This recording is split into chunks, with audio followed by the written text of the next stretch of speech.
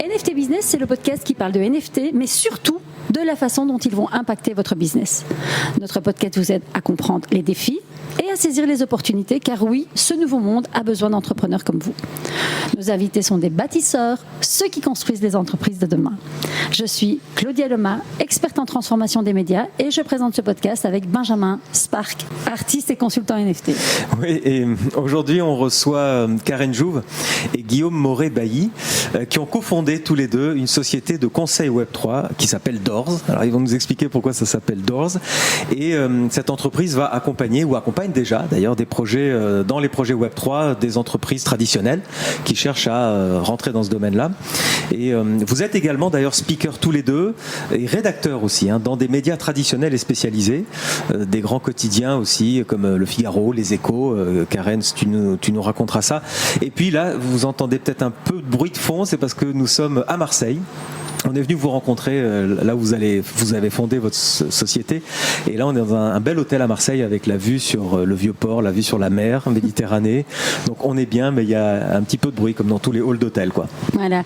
Alors, avant de commencer, on va vous demander de vous présenter, ce que vous faites, comment vous êtes arrivé là, votre société, ce qu'elle fait plus précisément, et après on rebondira, parce que moi je suis quelqu'un de très impatient et je sais que vous avez une grosse nouvelle à nous annoncer, mais ça sera dans un second temps.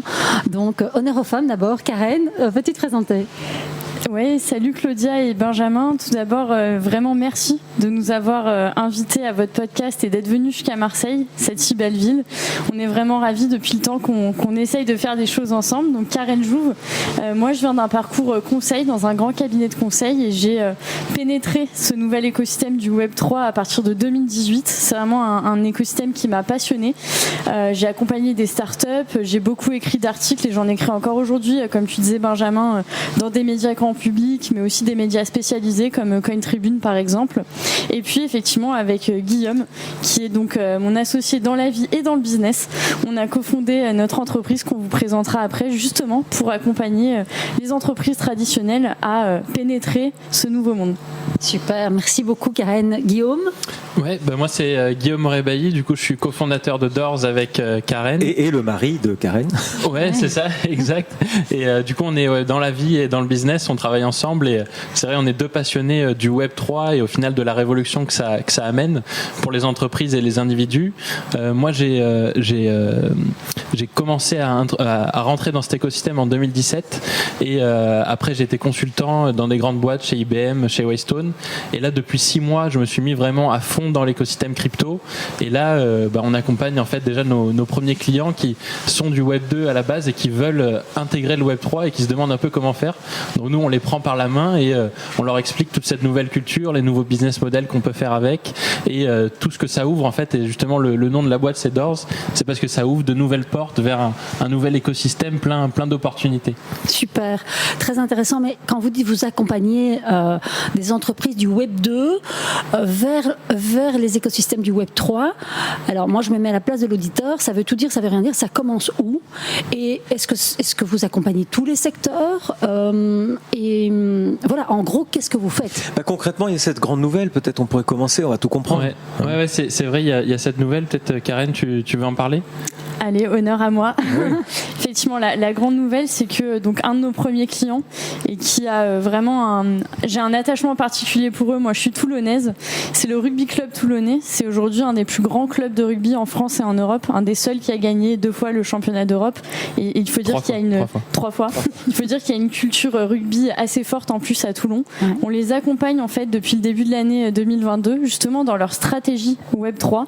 Et donc prochainement, ils feront des grosses annonces, mais on peut déjà vous dire qu'ils vont signer des partenariats avec des très très gros acteurs sur les fan tokens, sur le métaverse, mais aussi sur les NFT. Ils seront pour ça un des premiers clubs de rugby au monde à lancer une vraie stratégie Web3, et on est vraiment fiers de les accompagner. C'est une super aventure.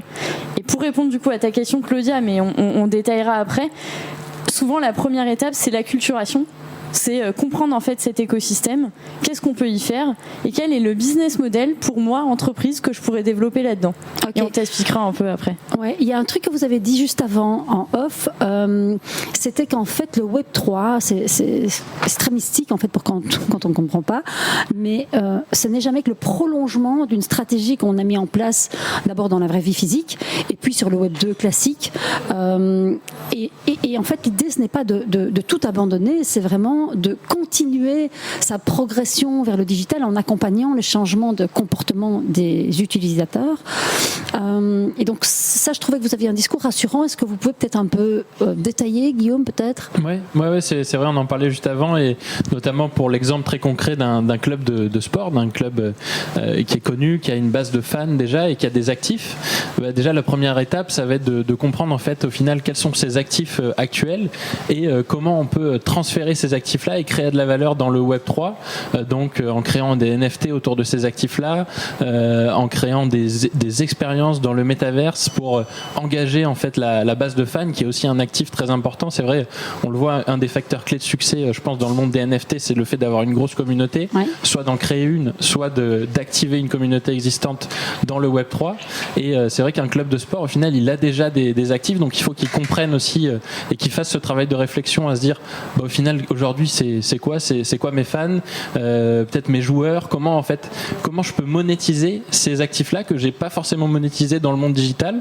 Et le Web 3, c'est au final une opportunité de monétiser et d'engager en fait pour une société classique en utilisant ces nouveaux outils.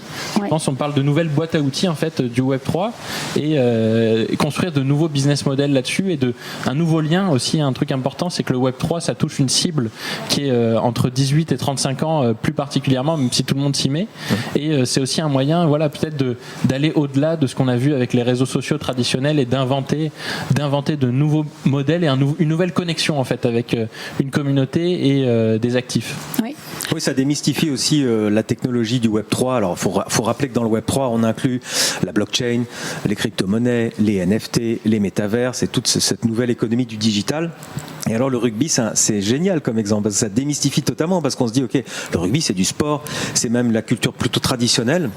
On voit plus rarement ce genre d'acteurs rentrer dans de la haute technologie. Et là, vous êtes l'exemple vivant de dire, cette haute technologie permet d'aider des entreprises traditionnelles, le sport par exemple, le rugby, pour développer la communauté, offrir des nouveaux services, offrir des nouveaux produits.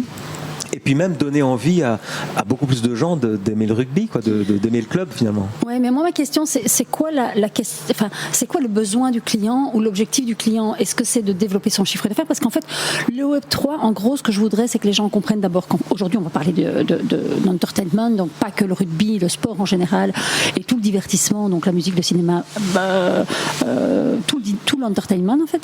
Mais ce que j'ai envie d'expliquer aux auditeurs, c'est qu'en fait ça peut s'appliquer à n'importe quel business, pour autant qu'il y ait soit une communauté à développer, soit une communauté existante. Et parfois, on se rend compte qu'il y a plein d'entreprises qui ont une communauté et ils envoient une newsletter tous les 6 mois et ils n'en font pas grand-chose, alors qu'aujourd'hui, on peut vraiment l'activer. Donc, dans ce cas-là, c'est quoi l'objectif du client ? En fait, c'est de pénétrer un nouveau marché ? Je crois effectivement qu'il y a eu beaucoup de fantasmes aussi autour de ce nouvel écosystème, et ça continuera parce qu'on n'est qu'au début. Et en fait, il y a plusieurs enjeux aujourd'hui pour une entreprise à aller dans le Web 3. Évidemment, il y a un enjeu d'argent, concrètement.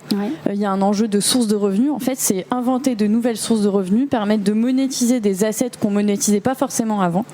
Mais il y a aussi d'autres enjeux qui sont tout aussi importants. Déjà, il y a un enjeu d'innovation. On vous en a pas parlé, mais si on reste sur le rugby, on accompagne aussi la Ligue nationale de rugby, qui représente donc les 30 clubs du top 14 et de Pro D2 en France. Et eux, par exemple, un de leurs premiers enjeux, c'est avant tout l'innovation. Montrer qu'on est un acteur innovant. Et puis ensuite, il y a un autre enjeu qui est, tu disais Claudia, soit d'élargir sa base client, donc ça peut être des fans, ça peut être tout type de communauté, soit de la rajeunir ou bien de la diversifier, d'y ramener d'autres en fait personnes. Et ça c'est un enjeu clé aujourd'hui, on le sait, le CRM c'est un enjeu clé des entreprises, et là on parle d'entreprises traditionnelles, et donc finalement le Web3 est un moyen aussi de venir soit intensifier, diversifier ou élargir cette base pour leur permettre d'aller développer d'autres business models. Ok, mais pour plein de business c'est aussi la seule façon de survivre, puisqu'on sait que les transformations, elles balayent tout comme des tsunamis. Il y a plein d'entreprises qui ont été balayées par la transformation des réseaux sociaux. Et aujourd'hui, la question, parce que c'est vrai que moi j'avais une anecdote qui m'a frappée. J'étais assistée à une conférence à la Sorbonne il y a 2 jours. Et donc 80%, même plus 90% du public, c'était des étudiants. Et à un moment donné, un des intervenants dit, mais au fond, qui a un wallet dans la salle? Et là j'étais bluffée. Plus de 50% des jeunes qui étaient dans la salle ont levé la main. Et là je me suis dit, mais là je touche du doigt la prochaine génération qui se connectent autrement, qui ont d'autres codes par rapport à la possession, par rapport à la propriété. Et là, je me suis dit, on est dedans. En fait, on pensait qu'on était au début, on est déjà dedans.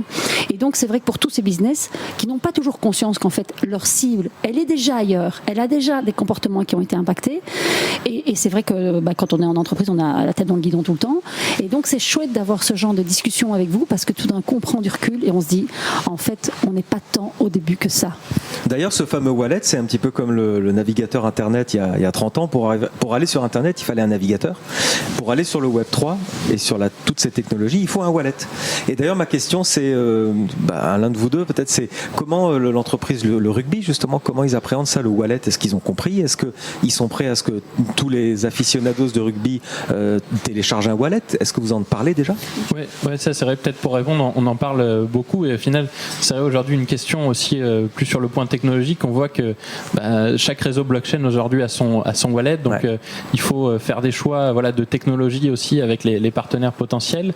Et il y a aussi la question en fait il y a un double enjeu pour ces acteurs du sport, c'est à la fois d'aller attirer une nouvelle population qui est peut-être plus crypto-native et qui va peut-être, si on prend l'exemple qui va acheter des fan tokens qui en fait ne connaîtrait pas forcément le club de base mais se dit il y a une nouvelle crypto-monnaie, c'est sympa, ou alors il y a un nouveau NFT, je vais pouvoir investir dessus et faire peut-être pourquoi pas une plus-value ou m'engager dans le club.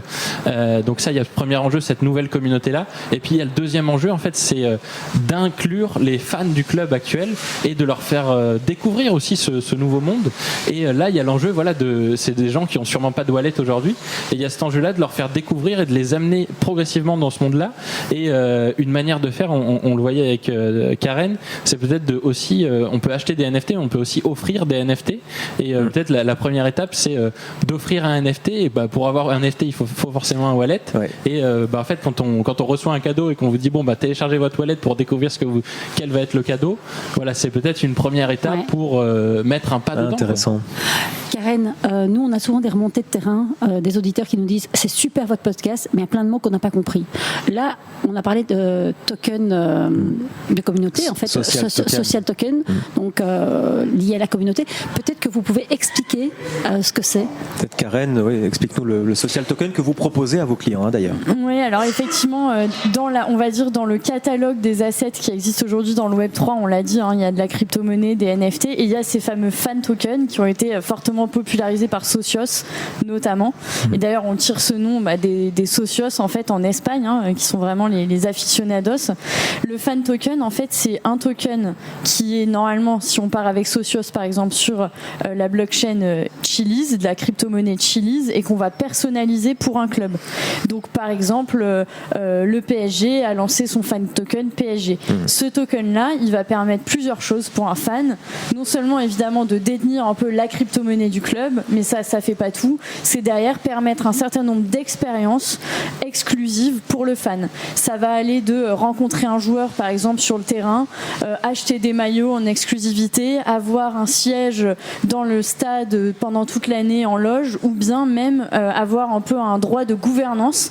Et là on revient vraiment au principe de blockchain et de décentralisation pour aller voter sur des décisions du club par exemple. On n'est pas sur du NFT, on est d'accord, on est sur de la crypto-monnaie, donc ce qu'on appelle les tokens conventionnels qu'on peut s'échanger facilement, donc ils sont, comme on dit, fongibles. Et c'est intéressant parce que souvent on parle de stratégie NFT, mais en fait le premier niveau, déjà la première brique, c'est déjà ne serait-ce qu'un token, donc en fait un crypto actif. Parlons pas de monnaie, mais un crypto actif qui serait synonyme d'appartenance au club en fait. Ouais. C'est ça. Mais peut-être que pour les auditeurs, on peut expliquer. Donc, dans ce cas-ci, le client vient vous trouver, le club vient vous trouver, ils ont un projet, vous les aidez, vous les accompagnez dans la réflexion du projet stratégique et vous les aidez ensuite à choisir quelle blockchain pour développer le projet. Une fois que vous avez choisi la blockchain, vous créez une crypto-monnaie et donc ma pièce de monnaie ou mon billet, enfin, c'est le token et le token, soit vous l'offrez, soit vous l'achetez, enfin, il est à vendre, mais ça me donne à moi en tant que client des accès à des privilèges. C'est ça que l'auditeur doit comprendre. C'est exactement, c'est donner des accès à des privilèges, mais au-delà de ça, vivre une expérience de fan de bout en bout en fait. Okay. Et en fait, quelque chose que j'aimerais vraiment dire justement aux auditeurs, nous c'est notre conviction avec Guillaume, c'est que aujourd'hui les projets ils doivent pas être hors sol. Ça doit pas être des projets one shot. Et typiquement l'exemple des fan tokens dans le sport, c'est un peu un nice have dans le sens où c'est facilement compréhensible en fait pour un supporter. Il va tout de suite y trouver du sens d'avoir un token du club. Et on se rend compte qu'en fait, si on prend que le monde du sport, mais c'est activable de partout, hein, il existe déjà des choses, des applications, des sortes de programmes de fidélité dans ces clubs-là qui en fait s'apparentent à ça. Et donc c'est vraiment l'idée de le Web3 est une nouvelle boîte à outils. On va pas être hors sol. On va aussi venir s'inscrire dans une stratégie globale d'un club, d'une fédé, d'une ligue. Est-ce que ça a un rapport avec Lionel Messi qui va toucher une partie de son salaire en crypto-monnaie au PSG? Alors je crois qu'il touche de la crypto plus connue, hein, je crois que c'est peut-être de l'Ether ou j'en sais rien. Non, c'est ça, c'est vraiment le... Ah, c'est la crypto du PSG? C'est Par Socios qui est partenaire du PSG qui touche, qui a touché une rémunération et c'est ça qui a fait beaucoup de buzz autour de ça. Ouais. Ah, ok. Et donc ça veut dire qu'en fait quelque part il mise sur son club. Oui, c'est ça. Et au final, ça donne de la crédibilité aussi à la crypto-monnaie et à Socios en l'occurrence, puisque le fait que Lionel Messi accepte cet argent, en fait, ça lui donne aussi de la valeur, ça le légitime en quelque sorte. Mais vous me faites penser à un truc. Ça pourrait peut-être que les entreprises pourraient réfléchir à la distribution du bonus sous forme de token en fait. Oui. Parce que en fait, je travaille, je sais pas, je raconte n'importe quoi. Je travaille chez AXA, les assurances. J'ai un bonus en fin d'année et j'ai le choix de choisir mon bonus en crypto-monnaie, la crypto-monnaie d'AXA qu'il aura déployée ou en argent fiat. Mais si je crois vraiment au potentiel de développement de ma boîte, je prends du token parce qu'en fait c'est comme si j'achetais des actions. C'est un peu ça qu'on doit comprendre.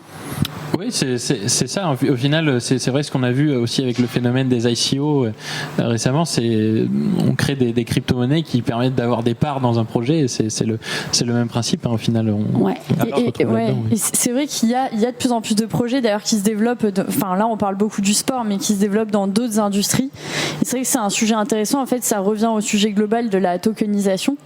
Et c'est important d'en parler. Hein, au-delà de, par exemple, du NFT, œuvre d'art ou autre, on a vraiment l'utilité d'un token. L'usage. Et effectivement, les entreprises peuvent l'utiliser aussi pour engager, fidéliser, on va dire, leurs collaborateurs, mais aussi leur montrer quelque part la reconnaissance pour, par exemple, un collaborateur qui serait particulièrement engagé ou bien un collaborateur qui aurait ramené du business. Et il y en a beaucoup qui s'y mettent d'ailleurs. Alors ça, c'est en interne. Et puis pour l'externe, pour les clients ou pour les aficionados, donc pour le rugby, par exemple, vous dites à ceux qui suivent le Toulouse Rugby Club de près. Toulon, pardon. Faut pas confondre, ils sont. Toulon. Donc si on a le token, on peut assister, avoir des previews, des bénéfices, des privilèges, etc. C'est ça. Ouais, c'est ça. Et vraiment, en fait, moi je trouve au final, au-delà du fan token et au-delà des NFT, parce qu'au final, le support est différent, mais le but au final est le même, c'est d'engager une communauté et de renforcer le lien en fait. Quand on se met à la place d'un club de sport ou même d'une entreprise traditionnelle, c'est l'objectif derrière, c'est de renforcer le lien. Et ça, je pense, là où le Web3 apporte vraiment quelque chose, que ce soit fan token ou NFT, c'est, on en parlait un petit peu tout à l'heure, c'est le concept de propriété, où en fait là, on va pouvoir être propriétaire soit d'un token, soit d'un NFT qui est en lien direct avec le club. Et au final, ça, dans le monde digital, c'est ça qui est vraiment nouveau, c'est ça qui est passionnant, c'est qu'on détient quelque chose, on a dans son wallet. Quoi. On peut préciser pour ceux qui nous écoutent que créer des tokens, c'est tout à fait abordable financièrement. Il ne faut pas s'imaginer que ça ne coûte pas 10 millions de dollars de créer des tokens. Donc ça crypto-monnaie, tu veux dire. Sa propre crypto-monnaie. C'est ça. Après, sur le côté fan token, c'est un secteur qui a été rapidement pris, où Socios a quand même pris le marché. Il y a Binance aussi qui fait du fan token. Donc ça passe quand même par des acteurs assez majeurs qui ont pris le marché, qui permettent d'accompagner, notamment dans le sport, parce que c'est là où on a des grosses communautés à engager là-dessus. C'est notamment dans le sport que ça prend. Après, pour d'autres sociétés plus classiques, faut regarder ce qui est possible de faire. Mais c'est vrai que dans le sport, en tout cas, c'est assez simple, on le voit, et aussi sur des sports où il y a déjà une communauté assez importante, notamment le rugby. Il y a 400 millions de personnes qui suivent le rugby dans le monde entier, et la France, c'est le premier pays, le premier championnat de rugby international en tout cas. Et d'ailleurs, je rajouterais ce que tu dis, Guillaume, ce qui est intéressant quand on parle justement avec Socios, par exemple, ce qu'il nous explique, c'est que quand ils déploient un nouveau fan token dans un club, 80% des gens qui vont investir dedans au début, ce sont déjà des membres de la communauté Socios. Ce sont même pas forcément des fans du club en question. Ah oui, d'accord. Donc attends, moi j'ai pas tout compris. On peut répéter ? En fait, 80% des gens qui vont investir en premier dans les fan tokens, quand ils vont être déployés dans un club, c'est pas forcément tout de suite les fans du club, c'est d'abord la communauté de crypto-native, on va dire, déjà présent chez Socios. Et donc c'est pour ça que l'intérêt, en tout cas sur ce sujet-là, de passer aussi par des acteurs majeurs, et c'est pas pour faire de promo à Socios, loin de là, mais c'est aussi d'aller chercher une communauté existante, et on en parle beaucoup, mais la réussite à un moment de ces projets-là, c'est aussi beaucoup basé sur la communauté. Oui, ils sont réputés Socios. Mais c'est intéressant ce que tu dis, je ne le savais pas. Tu veux dire que tout à chacun, en fait, toute entreprise pourrait solliciter Socios, qui est en fait une plateforme de social token, qui les met en œuvre finalement pour le compte de l'entreprise. Tout à chacun, on peut solliciter Socios et aller les voir et peut-être obtenir un partenariat, créer ses propres tokens. Après, je pense que Socios et Binance, même, ils sont vraiment focalisés sur le sport. Ah oui. Et en fait, on voit, Socios, c'est plus de 200 clubs. C'est vraiment tourné autour du sport. Binance, c'est pareil. Ce qu'on voit aussi, c'est qu'il y a eu beaucoup dans le monde entre le sport et la crypto-monnaie, il y a eu beaucoup de synergies qui sont faites, notamment sur la dernière année. S'il y a des auditeurs qui nous écoutent et qui suivent la F1, vous avez vu, je crois, sur l'ensemble des écuries, il n'y a pas une écurie qui n'a pas un sponsor crypto. Crypto.com sponsorise énormément. Donc, il y a beaucoup de synergies entre sport et crypto-monnaie. Après, il faut trouver aussi d'autres moyens et avoir de la créativité quand on est dans un autre secteur pour approcher ce nouveau monde, en fait. Et c'est vrai que là, les NFT peut-être peuvent toucher plus de secteurs que les fan tokens où on est vraiment sur le sport, quoi. Ouais. Moi, j'aimais bien ce que Karen disait. Elle dit qu'il ne faut pas que ça soit décorrélé de la vraie vie, finalement. Et c'est intéressant parce que là, vous parlez de différents types de communautés. Et quand je vous écoute, ce que j'ai l'impression, c'est qu'en fait, le Web3 permet de relier ces gens. De relier ces gens qui finalement ont des comportements différents, des réalités différentes, mais peut-être un centre d'intérêt qui se retrouve à travers le sport. Et c'est d'aller rassembler tous ces gens autour de cette passion. Ici, c'est le rugby, mais ça pourrait être le tennis, ça pourrait être le foot. Et donc, ça, c'est chouette. Est-ce que tu peux détailler ça, de ne pas décorréler, de ne pas être complètement déconnecté de ce qui existe déjà? Quand tu dis c'est une boîte à outils qui sert à justement aller amplifier l'acquis, finalement, ce serait chouette que tu développes. Oui, c'est vrai que je suis d'accord avec toi sur le côté relier les communautés et on le voit, nous, à chaque fois qu'on dessine un peu des feuilles de route stratégiques avec nos clients, on pense toujours à ces deux axes. C'est à la fois faire venir cette communauté crypto, entre guillemets, et faire venir la communauté existante de l'entreprise pour se retrouver à un moment donné et justement générer de la valeur. Quand je dis que la boîte à outils, elle doit venir s'imbriquer en fait dans une stratégie existante, c'est dans le sens où aujourd'hui, si on prend des clubs de sport, si on prend des entreprises de luxe, d'entertainment, ils ont tous déjà globalement une feuille de route digitale.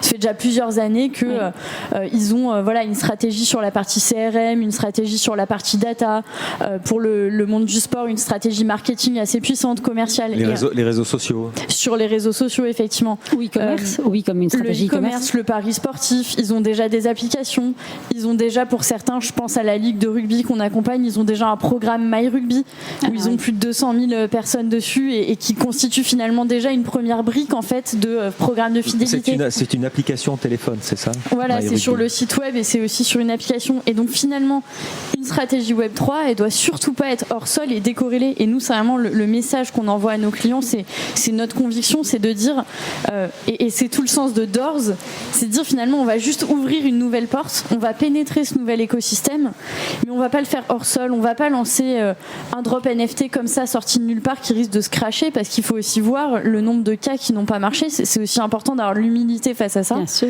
Et donc au contraire, plutôt de se reposer aussi sur des fondamentaux, sur des piliers forts de l'entreprise. Et donc effectivement dans le sport il y a des piliers très forts, et cette stratégie Web3 elle doit rentrer là-dedans.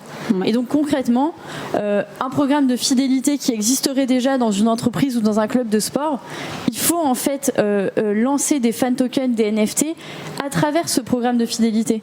Parce qu'en fait, si on démultiplie les supports, les fans sont perdus aussi. Tu as bien fait de rappeler aussi que les stratégies NFT, au préalable, ça se prépare. Un drop de NFT, donc un lancement de NFT, ça se prépare même profondément et activement, parce que sinon c'est l'échec. Sinon les gens il n'y a pas de communauté, ils ne sont pas achetés, ils n'intéressent personne, et en fait il faut préparer la communauté, il faut la gonfler à bloc, si je puis dire, enfin en tout cas il faut la structurer pour un bon drop de NFT. Vous allez faire ça aussi, du marketing, Guillaume, vous avez proposé, je crois, une stratégie NFT. Ouais, justement, en fait, nous, on a travaillé avec le Rugby Club Toulonnais vraiment là-dessus, sur identifier des axes potentiels de développement. On en a identifié quatre grands axes. En fait, le premier, qui paraissait assez évident dans le sport, c'est vrai que c'était le fan token. Le second, assez évident aussi, c'est tout ce qui est carte NFT, moment vidéo. Donc ça aussi, on capitalise aussi sur les succès dans d'autres sports, avec Sorare dans le foot, NBA Top Shot aux États-Unis. Est-ce que tu peux nous rappeler NBA Top Shots? Moi j'étais fan là, depuis l'année dernière, donc ces petits clips vidéo de 10-20 secondes où on voit le joueur marquer un panier, et on vend ces moments-là, donc on vend cette vidéo en NFT. C'est ça, et vraiment au final ce qu'on regarde, c'est que on va détenir, comment NBA Top Shot le vend, c'est un moment d'histoire. Détenez un moment d'histoire de votre sport, détenez un moment d'histoire de votre club. Et ce qui est intéressant, c'est que on voit aussi les bonnes pratiques, c'est qu'il y a beaucoup de créations artistiques en fait autour de ces vidéos. C'est vrai, souvent les gens nous disent ouais non mais c'est juste une vidéo, moi aussi je peux prendre la vidéo et puis je la monte chez moi. Mais en fait quand on va sur NBA Top Shot, c'est pas juste la vidéo, c'est packagé dans un qui donne aussi de la désirabilité artistique et design au NFT. Il y a une provenance officielle de la National Basket, de la NBA, la National Basket Association, donc c'est officiel. C'est validé, il y a une vraie licence, et c'est vrai. C'est l'image officielle en fait. Voilà, c'est ça. Au final, c'est un peu comme quand on revient en arrière sur les jeux vidéo, quand on allait jouer sur des jeux de foot, sur FIFA par exemple, ou alors PES, et il y en avait un qui avait la licence et pas l'autre. Là, les NFT, c'est un petit peu pareil. Au final, il y en a qui ont la licence, et ceux qui ont la licence, forcément, c'est ceux qui vont créer de la valeur sur le long terme. Après, justement, ce qui est intéressant, c'est de voir aussi, c'est que il y a des créations originales artistiques qui se développent, et ça aussi, c'est un univers à creuser pour les clubs, pour les ligues et les associations sportives. C'est de se décrocher un petit peu de ce qu'on avait l'habitude de faire dans le Web 2, je dirais, et d'aller explorer, parce qu'il y a beaucoup de créations artistiques aussi. Vous êtes bien placé pour le savoir. Il y a beaucoup de créations artistiques autour des NFT, et je pense que c'est un domaine qui doit être creusé par les clubs de sport aussi. Oui, et tu parlais des 4 piliers de développement. Ouais, les 4 piliers de développement, c'est du coup ce qu'on disait, c'est fan token, NFT sous forme de carte ou de moments vidéo. Le troisième, c'est aussi c'est justement pour faire le lien avec la créativité, c'est vraiment créer des drops NFT ponctuels pour engager une communauté au niveau du club, peut-être avec des collaborations avec des artistes, vraiment avoir une approche entre guillemets crypto native, et comprendre cette nouvelle culture en faisant des drops NFT ponctuels soit pour aller dans des créations, soit pour amplifier des grands moments, la légende du club, ou des grands événements de la saison. Et le dernier pilier, c'est aussi tout ce qui va se passer dans le métaverse. Et ça, c'est encore prospectif, c'est sûr, mais c'est vrai qu'on y est quand même, on commence à avoir un pied dedans, et c'est l'opportunité avec ces NFT, avec ce nouveau monde, créer de la cohérence et en fait créer des espaces pour se retrouver et donner aussi de l'utilité à ces NFT et peut-être à ces fan tokens aussi. Et en fait, quand tu viens d'expliquer un truc où tout d'un coup je fais un zoom et je me dis, mais en fait, quand on parle de prolongement de la vraie vie, en fait, c'est le prolongement de l'expérience utilisateur, puisque l'utilisateur, il fait quoi? Il est dans la vraie vie et il est dans le digital. Il ils switchent de l'un à l'autre tout le temps. Et en fait, les marques, elles ont beaucoup de mal à suivre le parcours utilisateur. Et en fait, demain, la vie digitale va se passer où? Dans le métaverse. On va aller à l'école, on va visiter des expos, on va aller à des concerts. Et donc, il faut que les marques puissent être embarquées en même temps que l'utilisateur dans ce qui va se passer dans la vie, dans le métaverse, qui n'est jamais que le prolongement de la vie digitale. Et donc, vous, en fait, ce que je viens de comprendre, c'est que vous prenez le client par la main et vous l'emmenez tout au long du parcours utilisateur qui, finalement, quand on réfléchit bien, est en perpétuelle évolution. Je dirais, il y a 2 ans, les métavers, ça nous paraissait loin, et puis tout d'un coup, il y a une accélération. Ah oui, Karen. C'est ça, je sautille sur moi-même pour approuver ce que tu dis, mais c'est vrai que nous, la manière qu'on a effectivement d'aborder le sujet, c'est effectivement de les accompagner d'abord dans la compréhension, parce que comme tu le sais, enfin comme vous le savez tous les deux, aujourd'hui c'est encore un univers un peu compliqué pour certains, donc toute la partie compréhension, ensuite décortiquer tous les assets qui existent déjà aujourd'hui et regarder quelle pourrait être leur stratégie, parce que notre conviction c'est aussi que chaque entreprise, chaque marque aura sa stratégie unique, et le but c'est pas forcément de répliquer celle de l'autre, parce que chacun a ses spécificités, et c'est ce qui fait aussi à un moment donné justement le côté, la beauté, le côté important. Et enfin c'est de réfléchir à long terme. Nous, notre conviction, c'est vraiment d'accompagner des stratégies de long terme. Parce que déjà, tout ne va pas se faire d'un coup. À un moment donné, on est aussi dans la réalité du business. Donc, tout ne pourra pas se faire d'un coup. Et en plus, on est persuadé qu'on connaît peut-être que 1% de ce qui existera demain. Et comme tu le dis, il va falloir suivre à un moment donné les tendances, continuer de satisfaire les utilisateurs, les clients. Et pour ça, il y a besoin de cette agilité et d'avoir anticiper, de s'être posé les bonnes questions, notamment sur le socle technologique, sur les usages, mais aussi de se laisser la possibilité de rebondir sur des opportunités. Et tu vois, par exemple, dans le monde du rugby, un des momentum hyper importants, c'est en 2023, la Coupe du Monde de rugby, qui va ramener le monde entier en France. Ah oui. Et donc, il y a un moment, et donc nous, aujourd'hui, quand on accompagne le club de rugby de Toulon ou la Ligue de rugby, on est obligé de penser à ce moment-là. Alors certes, ça paraît loin dans le monde du Web 3, parce qu'un an, c'est 10 ans, mais c'est demain. Qui disait un an dans le Web 3, c'est compté en année de chien. C'est Rémi Pérez qui disait. C'est 7 ans, c'est en année de chien. Pas mal. Mais Karen, tu viens de me faire penser un truc. En bonne marketeuse, tout d'un coup, je fais le pont. Je me dis, mais 2024, Coupe du Monde. Ça veut dire partenariat, sponsoring, etc. Ça veut dire qu'à un moment donné, est-ce que il n'y a pas une réflexion globale à avoir dans la stratégie Web3, d'embarquer avec le club les partenaires et de se dire, tiens, au fond, comment on crée de la synergie, comment on crée de la valeur simplement, autrement qu'en affichant un logo pendant le match, en fait. Ouais, exactement. Alors, sans trahir de secret de polichinelle, mais effectivement, dans l'accompagnement qu'on fait, évidemment, on les accompagne aussi sur le sujet du sponsoring, et pas juste d'un point de vue pécunier. En gros, pas juste aller chercher de l'argent chez un sponsor crypto. On réfléchit sous 2 angles. Le premier, c'est avoir un partenaire de confiance qui puisse sponsoriser, mais avec lequel le club puisse aussi développer des expériences en s'appuyant sur un acteur majeur, en fait, et une infrastructure majeure. Et le deuxième sujet, c'est les partenaires plus traditionnels que les clubs, les ligues ont déjà, qui eux aussi, en fait, vont avoir un intérêt à un moment à se lancer dans ces stratégies. Et d'ailleurs, la plupart le font. Par exemple, Samsung est un partenaire de plusieurs clubs. Samsung a annoncé être dans le métaverse, par exemple. Ouais. On voit bien, tous les autres acteurs bancaires dans le monde de l'assurance, du retail, ce sont aujourd'hui aussi des sponsors de grands clubs. Et donc, à un moment donné, effectivement, l'enjeu, c'est aussi de faire des synergies avec eux. Et on peut imaginer plein de choses. C'est hyper excitant comme. Justement, c'est assez excitant. Je sais ce que tu vas dire. Oui, mais qu'est-ce que je vais dire? Tu vas parler du QR code. Non, pas du tout. Non, mais attends, je te coupe la parole. Parce que je voudrais que tu parles de ce QR code. Parce que je rebondis sur ce que tu dis. En fait, aujourd'hui, les gens ne veulent plus, grossièrement parlant, bouffer de la pub n'importe comment. Il faut que ça ait du sens derrière. Il faut qu'il y ait de l'engagement. Et il faut que ça passe par la construction de quelque chose en usage. Il faut que ça serve.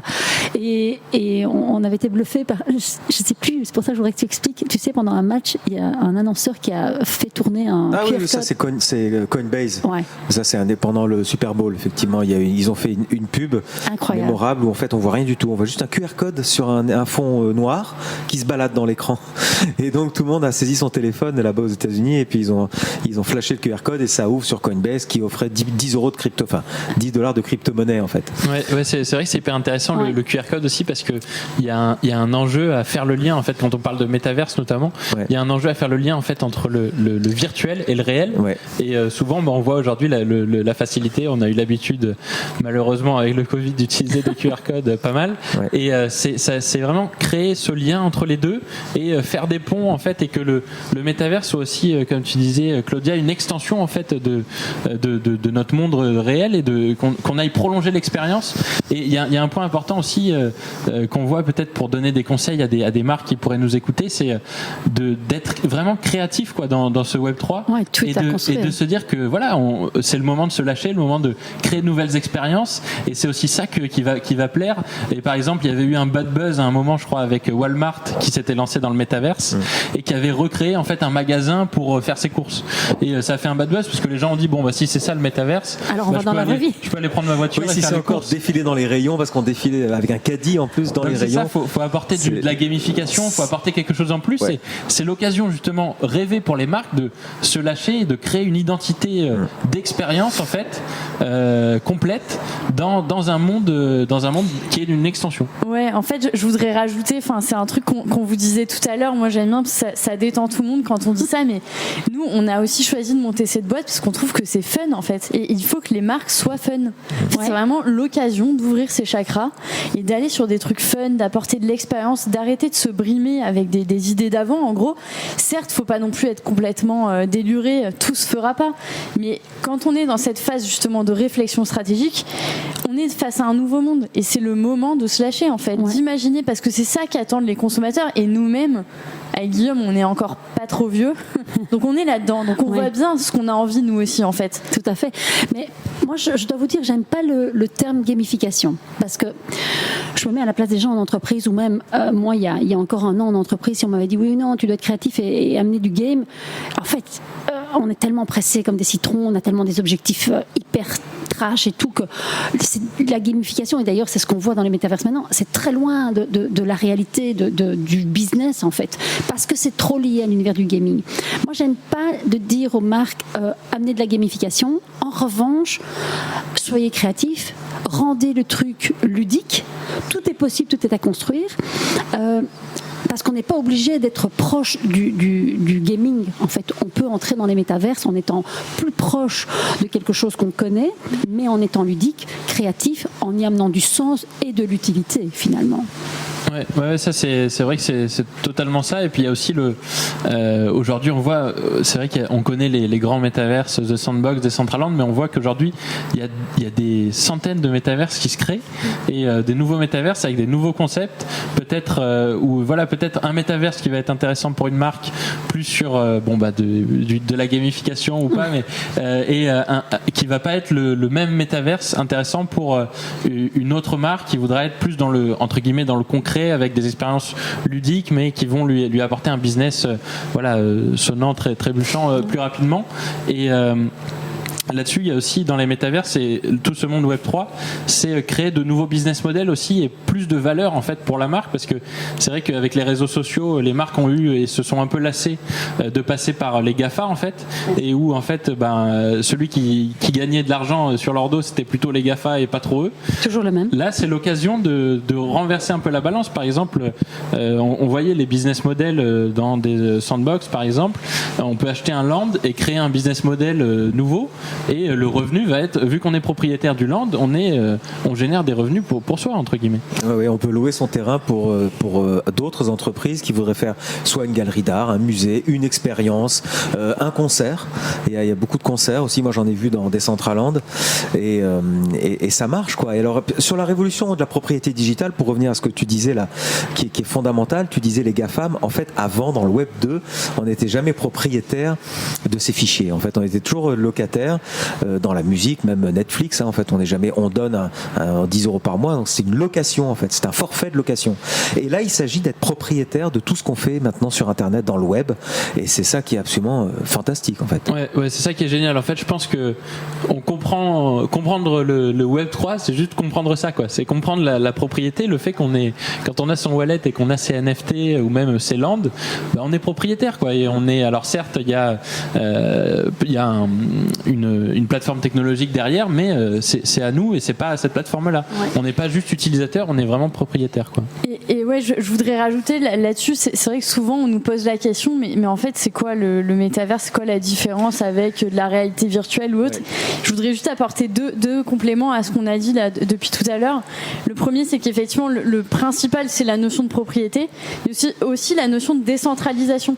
On parle justement depuis tout à l'heure des GAFA, et justement tout l'enjeu des métaverses, ceux qu'on voit aujourd'hui, ceux qui arriveront demain, c'est de permettre cette décentralisation. Et Claudia, tu parlais tout à l'heure de partenariat, de synergie. J'ai un exemple là qui me vient en tête. Récemment, vous avez dû le voir, HSBC s'est lancé dans le métaverse. Ouais. Ils ont fait un stadium. Et donc nous on est dans le monde du sport un peu, donc forcément ça nous parle, et ils veulent justement proposer des expériences de gaming, de e-sport, de sport, et en fait là on comprend tout l'intérêt des métaverses, et c'est pour ça que c'est la deuxième chose que je voulais apporter comme complément, on va dire, c'est que nous dans l'entreprise justement on accompagne nos clients à choisir les bons acteurs. Nous on est complètement indépendants parce que il va y avoir des enjeux différents à chacun. Et en fait, c'est comme aujourd'hui, quand on choisit des fournisseurs de cloud ou autres, il en existe beaucoup. Demain, l'intérêt, ça sera aussi de choisir finalement son acteur métaverse qui nous correspond bien, que ce soit d'un point de vue technologique, d'interopérabilité, mais aussi d'un point de vue visuel, parce qu'il y a certains qui vont pas forcément aimer un métaverse puis l'autre, d'un point de vue utilité et d'un point de vue partenarial. Tout à fait. Mais ça, c'est très important. J'aimerais dire à ceux qui nous écoutent, ne vous laissez pas avoir par les entreprises qui vous disent on a fait un métaverse, on a créé un métaverse où on est dans un métavers. Un métavers tel que tu l'entends, tel que nous on l'entend dans le Web 3, c'est pas juste une belle interface graphique. Pas du tout. C'est à la fois effectivement une interface, c'est un monde virtuel, ça doit être immersif, on doit être complètement plongé dedans. Bon, il peut y avoir la réalité augmentée. Développer l'essence. Bon, ça peut passer par le téléphone ou par une réalité augmentée dans un premier temps, mais ça doit être sur une blockchain, c'est-à-dire que ça doit être décentralisé et on doit pouvoir faire des échanges avec un crypto-actif et on doit pouvoir avoir des NFT pour être propriétaire de ces assets digitaux. C'est ça le métavers qu'on n'imagine pas du tout. Quelqu'un qui vous dit j'ai lancé un jeu, donc c'est un métavers. Ouais, c'est vrai que c'est hyper intéressant et on a d'ailleurs des clients qui nous disent oui mais alors, on parlait des métaverses blockchain décentralisés, ils nous disent mais alors Meta, qu'est-ce qu'ils vont faire ou même on voit Microsoft qui fait son métavers et là c'est intéressant, on leur dit non mais comprenez bien qu'il y a quand même un principe de base, ce que tu disais, il y a d'un côté ce qu'ils appellent des métaverses mais en fait qui sont des plateformes de jeu presque, et de l'autre vraiment ce côté où on va être propriétaire, c'est ça, c'est ce dont on parle, quoi. C'est ça qui crée une révolution véritable. Facebook maintenant Meta, t'as raison, on peut faire le plus beau métavers, enfin univers virtuel du monde, si c'est pas sur une blockchain, pour moi ça sert à rien. Il a annoncé qu'il voulait que ça soit décentralisé, maintenant on se pose la question parce que c'est contre-productif pour lui, mais on attend tous. C'est ça, on attend beaucoup, et surtout qu'ils ont pris cette décision stratégique après l'échec de Libra.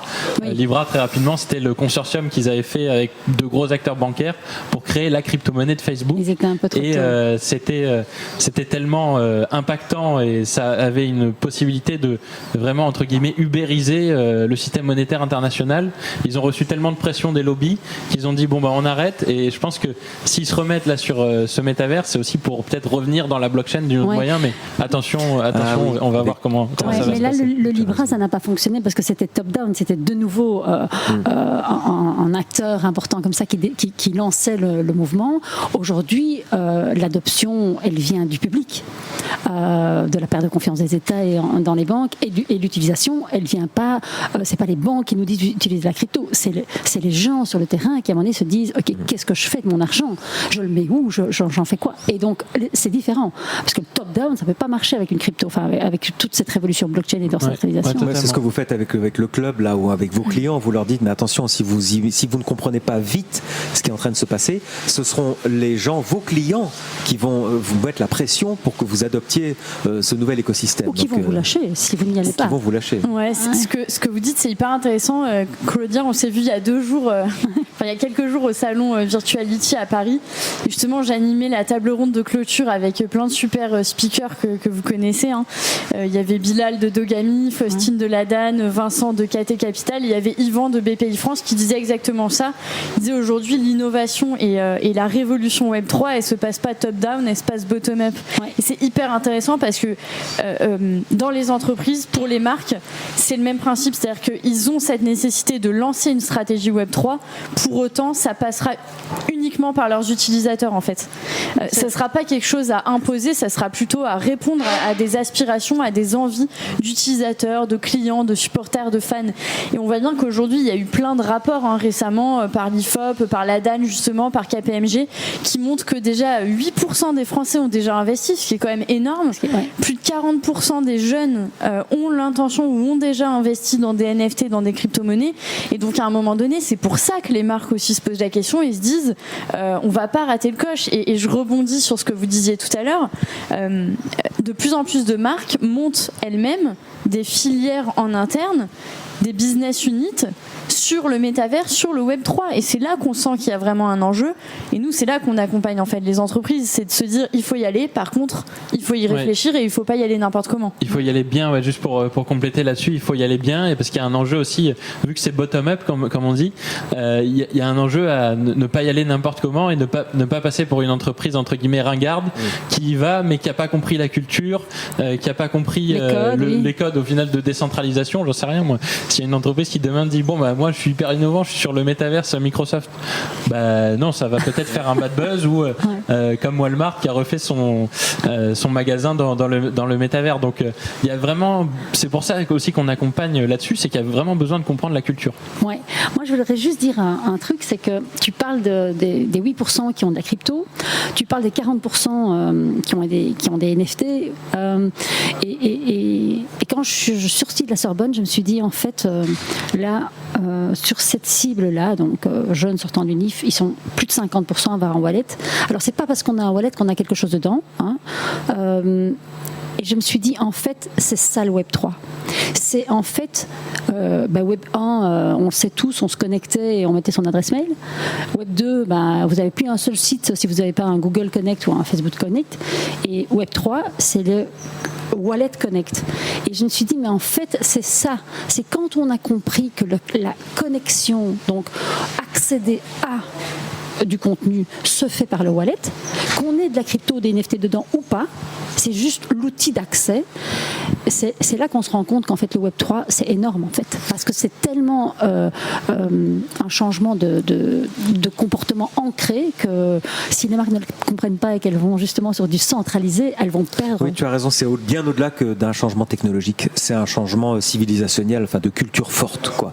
Et vous avez raison, enfin j'imagine que vous dites ça à vos clients, c'est essayer d'abord et avant tout de comprendre la culture, aller sur Twitter, aller sur des Discord, aller voir comment les gens parlent de cette propriété digitale, des NFT, etc., de la crypto, pour comprendre avant de faire quelque chose qui pourrait être mal interprété ou ringardisé. Ouais, et c'est vrai, je rebondis là-dessus, c'est vrai qu'on voit des grosses marques donc, qui ont mis les moyens là-dessus pour réussir justement ce passage au Web3. Souvent, ce qu'on voit, les premières étapes qu'ils font, c'est ils achètent par exemple un CryptoPunk ou un Bored Ape pour montrer, nous aussi on est cool. C'est ça. On en fait. On est avec vous, on a compris comment ça marche, ou même on voyait, je crois que c'était Puma qui avait changé son nom sur Twitter où il disait puma.et, voilà, pour montrer qu'ils ont ils ont pris le nom Ethereum, qu'ils ont le nom de domaine sur la blockchain quoi. Donc mais c'est pas suffisant parce qu'en fait quelles sont les valeurs de base? La décentralisation, oui. Mais la décentralisation, ça va avec d'autres valeurs. Ça va avec la valeur de confiance, la valeur de sens. Et en fait, les gens aujourd'hui, s'ils n'ont plus confiance et s'il n'y a pas de sens, vous pouvez acheter un .eth, ça ne suffit plus. Vous pouvez acheter le NFT le plus cher du monde, ça ne suffit plus. Donc il y a des attentes d'engagement qui sont vraiment comment on construit le monde de demain. Et le social token permet à celui qui possède le token, donc il y a cette en fait carte de fidélité ou carte partenaire, ça crée le lien d'appartenance, mais il a aussi en fait un rôle à jouer. Il se sent incarné d'un rôle par son lien d'appartenance à la marque. Et c'est ça en fait la vraie révolution. Et quand moi je vois mes copines qui sont des grandes Instagrammeuses et qui se font hacker leur compte ou qui se font bloquer leur compte par Instagram, et là on se rend compte, on se dit ça c'est les limites du système.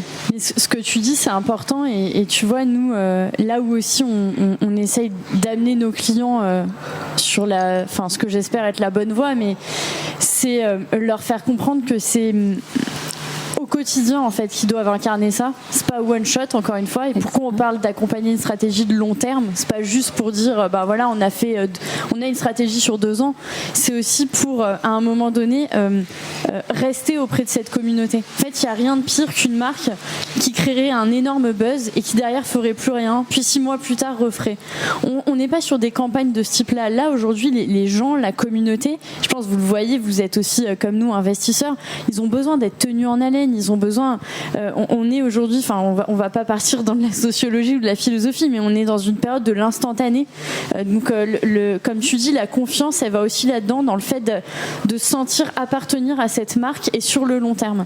Et donc ça, c'est un vrai enjeu aujourd'hui pour les marques, et c'est aussi pour ça que nous, dans notre structure, on les accompagne, mais on les accompagne aussi d'un point de vue très pratico-pratique à regarder les impacts sur leur organisation, que ce soit RH, financier, IT, pour que demain ils puissent structurer aussi des équipes en interne, comme ça a été le cas aujourd'hui sur les sujets de transformation digitale, parce que ça pourra pas se faire tout seul, ça pourra pas se faire qu'avec des consultants. Évidemment, nous on est là pour les lancer, pour les accompagner tout au long de leur démarche, mais chaque marque va avoir besoin quand même de se structurer pour tenir cette stratégie de long terme. Et nous, c'est vraiment un message qu'on veut faire passer, et d'ailleurs souvent on nous demande mais vous y croyez? Bon, évidemment, si on s'est lancé là-dedans, c'est qu'on y croit, mais en plus on croit vraiment que c'est un virage en fait. On va le prendre et on va y aller. Mais ça ne viendra pas en arrière. Quand on est dedans, on se rend compte à quel point on se dit mais attends, mais là il y a un truc là, on est dedans. C'est ça. Et pour vous raconter une petite anecdote, parmi nos nombreuses casquettes, on donne des cours aussi. Ouais. Et parce qu'on croit vraiment, en tout cas on croit vraiment à l'aspect formation, éducation et transmission.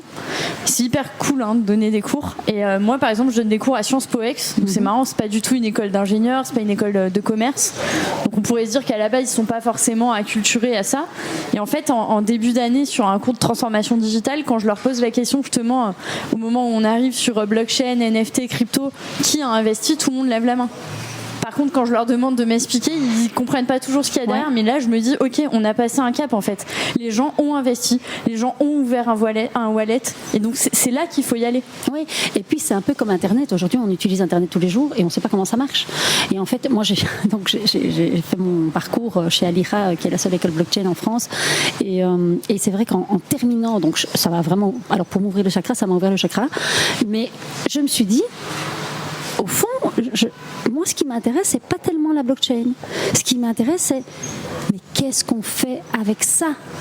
Mais waouh, le potentiel de développement est énorme. Et c'est ça. Ça, c'est vraiment génial ce que tu dis, parce que nous, on s'est dit, en fait, comme on est depuis 2017 là-dedans, avec Karen, on était un peu frustrés les dernières années, parce que nous, en fait, on était sur la blockchain et les entreprises nous demandaient, mais qu'est-ce qu'on peut faire avec la blockchain? Et on n'avait pas forcément trouvé de killer app, quoi. On se disait, ouais, la blockchain, c'est un potentiel incroyable et tout. Mais en fait, qu'est-ce qu'on fait dans les usages? Et aujourd'hui, c'est vrai qu'on voit avec les NFT, le métavers, on commence à être dans les usages et en fait à ne plus trop parler de la blockchain et un peu oublier au final le réseau qui est derrière, tout en sachant que c'est hyper important et que c'est la décentralisation qui est derrière. Mais on parle avec nos clients, au final on parle un peu de technologie certes, mais on parle surtout de maintenant qu'est-ce qu'on fait avec, quoi. Ouais, en plus c'est très concret. Vous chez Doors, donc votre boîte là, vous approchez d'autres univers, je crois le luxe, l'entertainment, le divertissement. Donc là on est vraiment dans quelque chose qui doit faire rêver. Et effectivement, on parle pas de technologie, ou en tout cas on dit la technologie suivra, mais comment vous faites là pour le luxe par exemple, où vous avez quelque chose sur le feu? Oui, alors effectivement on a plusieurs axes de développement, plusieurs verticales dans notre société. Effectivement on a le luxe, je pense assez naturellement, tout le monde le comprendra, on a vu quand même dans l'actualité les Balenciaga, Louis Vuitton, beaucoup de maisons de luxe qui se lancent, mais aussi des maisons de luxe on va dire peut-être un peu moins grosses, est plus ciblé. En fait, on a du prêt-à-porter, de la joaillerie, de l'horlogerie. Nous, les acteurs du luxe, on va aussi les accompagner de la même manière dans leur stratégie Web3, à étudier en fait l'ensemble des opportunités et lancer eux-mêmes finalement leur stratégie. Alors souvent, effectivement, autour de drop NFT, autour du métaverse, mais aussi sans doute autour d'autres usages là-dedans. Et d'ailleurs, je crois vraiment que là où peut-être les clubs de sport, par exemple, si on revient sur le sport, n'ont pas forcément vocation demain à développer des équipes entières autour de ces sujets, parce que c'est avant tout des clubs de sport. En revanche, certaines maisons de luxe, comme certaines boîtes de divertissement, de gaming, eux auront peut-être vocation à lancer des business units dédiés. On l'a vu, Balenciaga l'a fait par exemple. Qu'est-ce qu'ils ont fait rappelle-nous Balenciaga dans le métavers, hein, c'est ça, il y avait...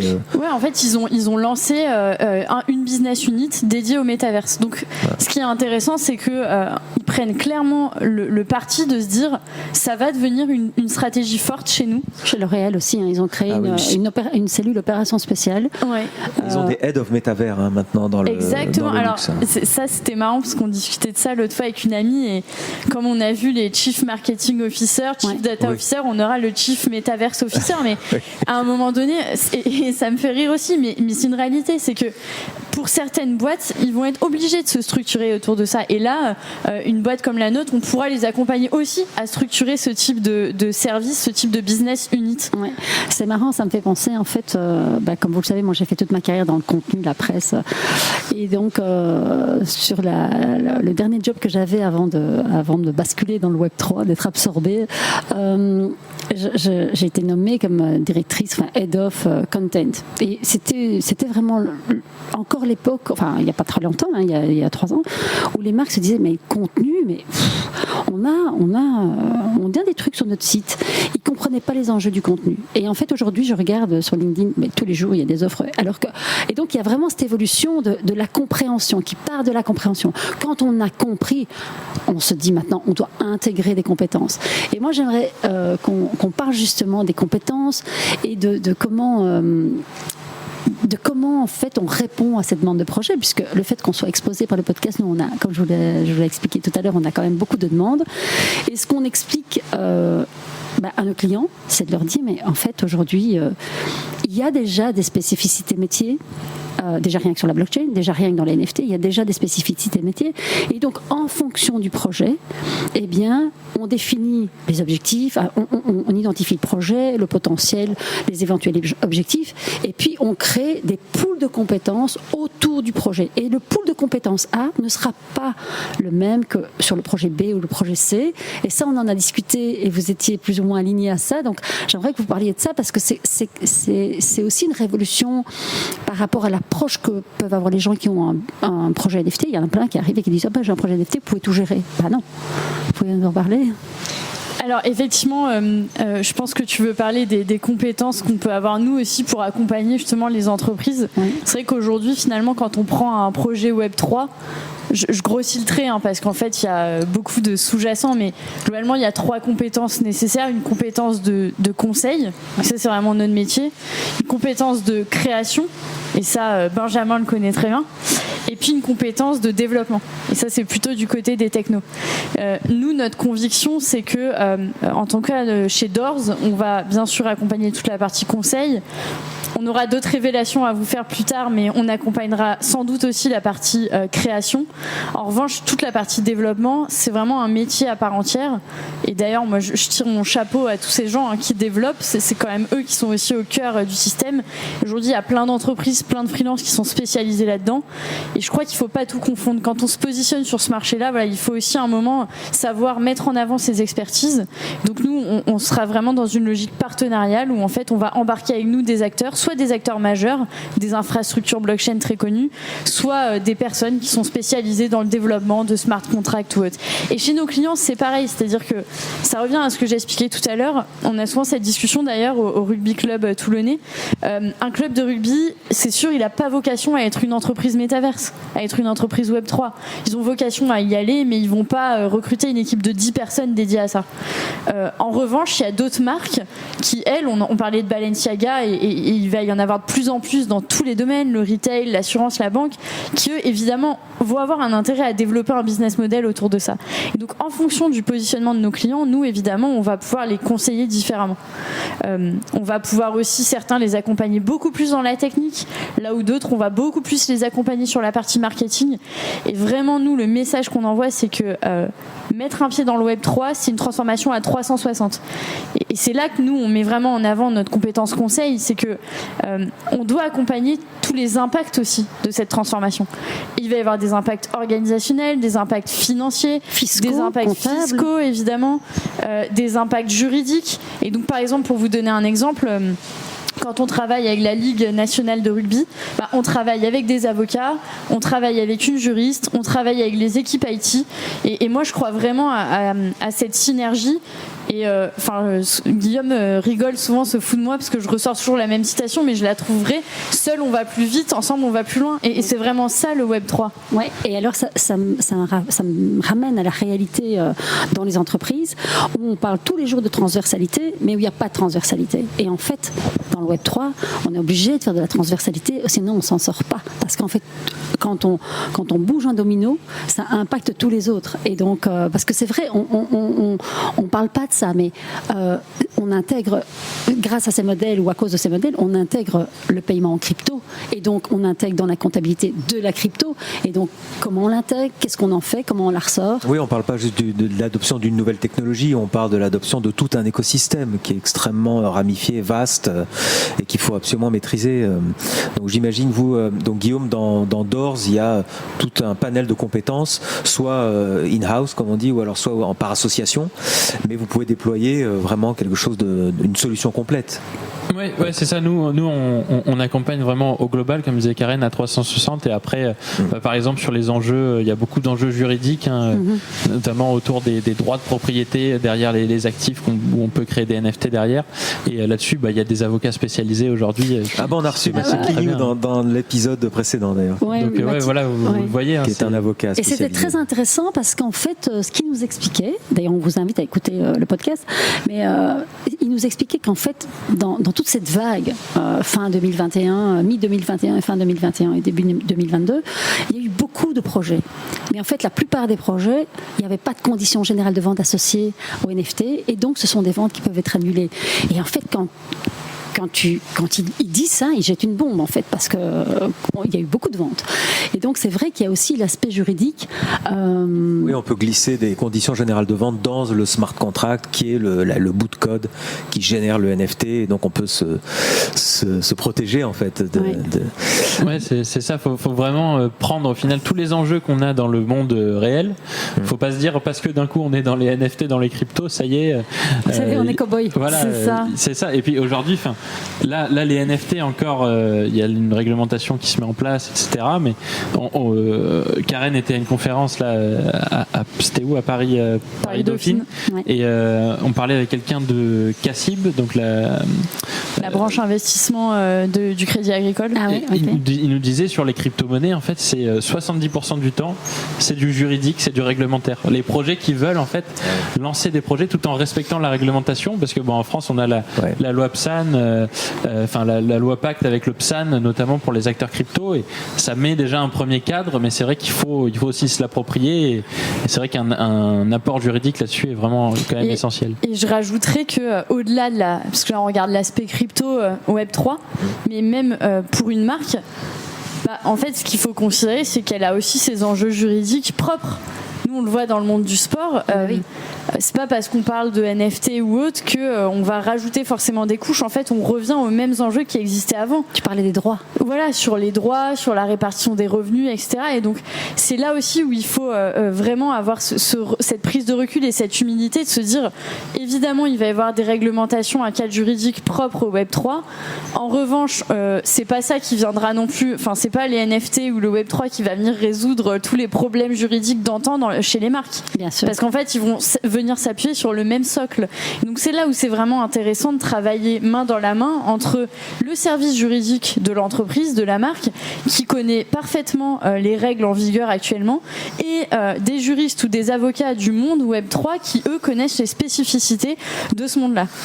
Bon, c'est incroyable, on a couvert des sujets de manière transverse, mais des sujets fondamentaux là pendant cette heure, un peu plus d'une heure de podcast. C'est vraiment fascinant. Ouais, et ça mériterait presque de faire un podcast par sujet, en fait. C'est passionnant. Oui, c'est ce qu'on essaie de faire, nous, dans NFT Business, c'est d'aborder un à un tous ces sujets, mais vous avez une vision très globale et vous avez une énorme compétence qu'on ressent immédiatement, et c'est vraiment impressionnant.